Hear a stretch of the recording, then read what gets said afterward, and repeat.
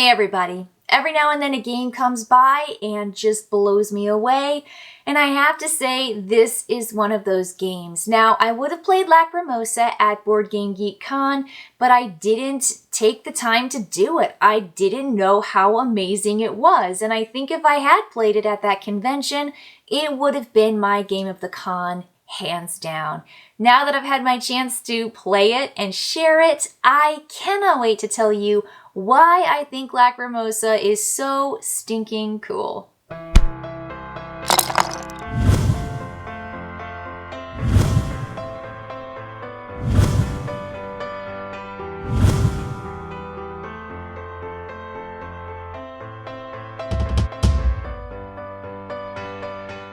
Okay, first off, I really haven't been this obsessed with the game since Obsession, and I have to say that game blew me away too, and I kind of still can't get enough of that game.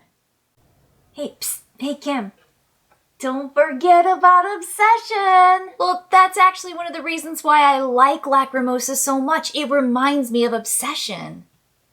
Now, I don't simply bring up Obsession simply because I'm obsessed with both of these games. I bring it up because the game has some very wonderful commonalities when it comes to style, theme, and mechanics with Lacrimosa. And the very first thing, these are just the basics, both games play 1 to 4. And they also state on the box that they take 90 minutes to play, which is a lie. It's a lie. In my house, there's no way specifically Lacrimosa will ever take 90 minutes to play, especially in a 3 to 4 player game. But these games are that middleweight, maybe a little bit on the end of complexity, more complex than not, and I think they're just the juiciest, delightful things ever. Now, the thing that I think they both really do share is the choice. I find the choice in these games to be so delicious. Now, and that's what slows my games down, to be honest, is I'm looking out at the board, I'm looking at my choices, and similarly, Obsession has cards that you get to play down to a location for an action, and in Lacrimosa, you have cards that you're picking from to put into one of 2 places to activate an action. So you're choosing 4 actions in a round in Lacrimosa. Now, in Obsession, you have to choose when you want to, replenish your deck that you keep building up by adding more and more guests. But it's the action. It's like, okay, so what action tile am I flipping in Obsession? And in Lacrimosa, which action card am I activating? And paired with that, which of my other action cards am I sacrificing to the bottom row? And in the bottom row, players are going to receive the resources depicted, at the end of the round. Or if they choose the top action to buy a card, they replace the card that they put underneath there forever with the new card. And so you are potentially sacrificing that card from your deck.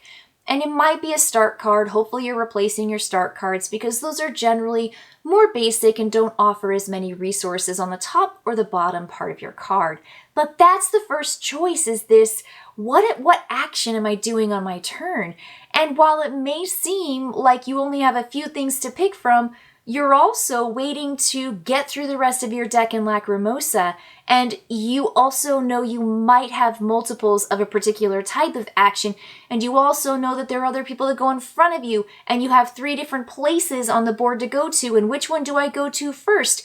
And what should I activate so then it causes this domino to cause that domino to cause that domino? And so you're always thinking turns ahead, even rounds ahead, and in Obsession you're doing the same thing.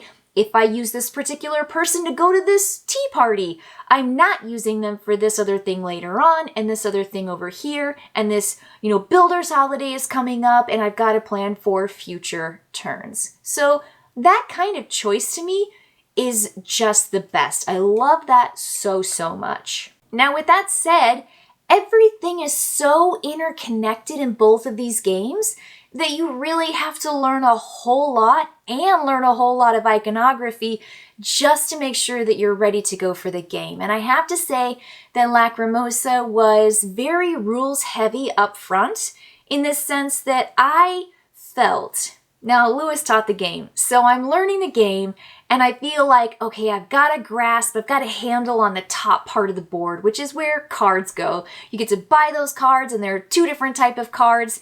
You get to essentially, invest in a symphony or a piece of music that you can continually activate, or you can sell it. And that's one thing, or you invest in cards that are like memories, and you're going to put those memories and add it to your deck like a deck builder almost.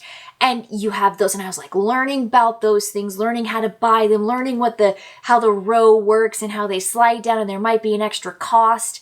And I got done with that, and I thought, okay, I'm ready to play the game. I got it. I figured it out. This game is so easy. I play a card and just buy more cards. And then I looked down and saw the entire map, and I was like, wait a minute, how does this map work? And what's going on with this map? And then there's a whole bottom with all these notes, these musical notes, and I'm just like, uh-oh, I don't think I got this game. But honestly, without teaching you the game, there are 3 different places in this game to go for advancement, for victory points, for money, and for investment in hopefully getting points at the end of the game. And so it's not as intimidating, I think, as it maybe was for me, but it's just a lot up front. The main actions that players are going to do on their turn are document memories, commission an opus, perform or sell music, travel, and requiem. And these are all just so clearly laid out and positioned in one of the 3 parts of the board. So when you recognize that in the top part of the board, you're spending money, but you're also spending the black story points, then you start to go, oh, I need to save up. If I really want to go and get cards, I need to make sure that I save my black story points. And in the middle, if you want to travel around on the board, you need red story points. And you've got the red wheel, and it tells you how many cubes or story points you have to spend. And at the bottom, if you want to go and invest in composers and add your discs to the music notes that are at the bottom, you've got to have the white story points. And that to me was once I figured that out, I went, oh, this all makes sense. And yes, it's interconnected, but this is really how these sections are divided out and what resources you need to gain benefits from one of those 3 sections. And once that opened up for me, the game just blossomed. So as long as you're ready to jump into a game that might take you a little bit to learn, and then will probably take you a little longer than the box lid to play, you're going to be just delighted with what's in there because there's so many ways to win. And when I played with these folks, my gaming group, I was so surprised by the different strategies that they took to win, and they by my strategies. I mean, like, we all approach things so differently, and we all came within this much space on the point track, and I was shocked. It was like 3 points to second place and then 3 more points to third place, and we were all within this small amount of points.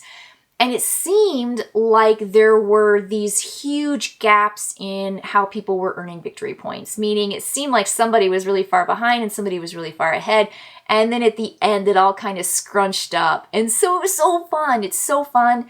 I don't know. I feel like whatever the outcome is, much like with Obsession, I have such a great time in the middle of the game exploring, building up my pool of cards that get better and better and better, making investments in songs and artists, my composers at the very bottom of the track, and getting those bonuses. There's so many wonderful things to kind of entertain you as you play, and I just feel so engaged. Now, this is where I want to get to kind of the theme and the time period that's similar between Obsession and Lacrimosa, because it's so weird.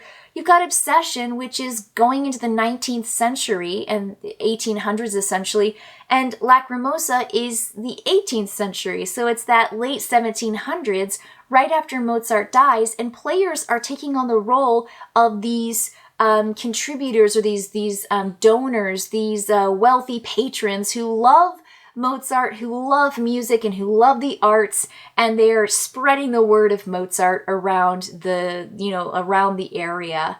And it's there to give you all these crunchy plans. And Obsession has all these different guests that show up in this family and this kind of building, and you're building all these different rooms and holding parties and like going to events and stuff. And it just has this kind of thematic feel that's so weird that I like. I don't know why. I didn't necessarily, major in history or art, but I'm a art appreciate. I appreciate art. I love art, but it just is so interesting that I find those time periods captivating. And maybe it's just because the game is so good and then I fall into the theme. But I think I like characters in the games who are in these cards on fronds. And I love posed people wearing fancy ruffles and hats and shirts and stuff. And I don't know, I loved talking about the different composers, and it just has a lovely music feel to it. And I love music, so yay. I mean, it's great. But I think that the themes are oddly very similar along with the depictions. And they're very close in time period, meaning, hundreds of years in the past. Again, shocking that I like that kind of historical context and grounding, but very, very rewarding feel to it. Okay, so I wanted to sneak over here and talk to you just a little bit about the solo play, because I have had a chance to play Lacrimosa solo. And much like Obsession, it's so smooth and very interesting and challenging, but not in the sense that you as the player have to run a really overbearing, heavy-laden turn for your opponent, the soloist. It's actually quite easy, but the challenge is in giving you that friction necessary to make sure that you're making smart choices on your turn to nab up the story cards, the opus cards, getting down into the Requiem, and just traveling around, going to all those different cities and telling the stories. So what actually happens is you're going to set up the game like a two-player. And then you've got these soloist cards, the blue-backed cards, and you're going to decide before you begin, do you want it to be an easy, a medium, or a hard opponent? And it will tell you which cards to add to their deck. Now, they're going to have 9 cards just like you do, but the ones that get shuffled in are more challenging when it comes to the position on the Requiem, which is that 4th spot, which offers way big victory points for the winner. Every disc you have in the majority is going to give you 6 points instead of 3 or 2 or 1 like some of the other spaces. And it also is going to allow the soloist to do the performer cell music way more often, which is the pictured images there. So I started with just easy because that was my very first game. So I take the cards numbered 1 through 9. And much like players, you have only one document memories card, which is just so unfortunate because you always want to do more. You want to document more cards to get them into your deck to upgrade your deck builder. There are 2 of the commission and opus. There are 2 of these guys, the travels, and then 2 of the requiems and 2 of the sell or perform music. So it's much like the player deck, but on the bottom is what you get to, what that person gets to do. So you'll shuffle up their deck, shuffle, shuffle, shuffle, shuffle, because they have a little board, just like you do. You'll draw the top 2 cards, and the top one will go in the first slot, and the second one will go in the bottom. And you're actually going to see these arrows, and depending on what card is up here, it triggers one of these 3 columns to tell you what to do with your action. So in this case, it was the performer cell music, and you're going to see an arrow and it points all the way this way. And so you're going to look at the top of the board and you're going to go all the way to the far left. And you're going to take the furthest leftmost of your performer cell music, and you're going to look at that. They're never going to perform. They're always going to sell at the sell price. And then that card gets discarded. And so they use up cards in the display. So that's how they're going to eat up opus cards. The next one is, let's see here, you've got your commission and opus, speaking of, and then your memories. They're all going to use that far left column. And so they're either going to say all the way to the left, all the way to the right. So as a player, you know, well, maybe the ones in the middle are going to be a little safe because there's some buffer, but sometimes there's only one card and you're like, well, if they pick left or right, they're taking that card.